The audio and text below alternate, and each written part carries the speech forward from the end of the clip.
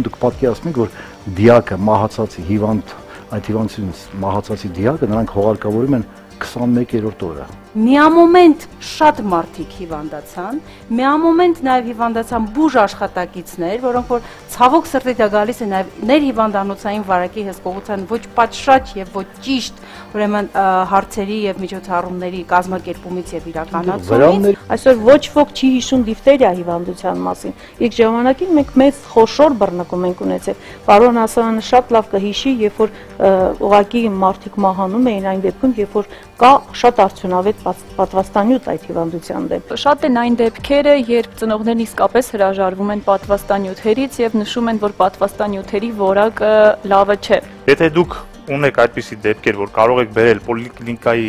բժշկի թերի աշխատանք, որի հետևանքով ինչ պատճառներով երեխան չի հայտնվել ստացիոնարում, դա ուրիշ հարց։ Պետք է մտածել, համակարգը պետք է մտածի, թե որն է պատճառը անվստահության։ Ես կարծում եմ պատճառը անվստահության հիվանդ եւ բժիշկ հարաբերությունների մեջ է։ Հավատացնում եմ ձեզ, չկա որևէ մի դասագիր, չկա որևէ մի կլասիկ գրականություն, որտեղ ճիշտ բացատրություն է տրված, թե ինչ է համաճարակը։ Եթե հասարակ ընտանիքում էլ չկա վստահություն, ապա այդ ընտանիքը կոչված է փլուզման, գնում է դեպի փլուզում։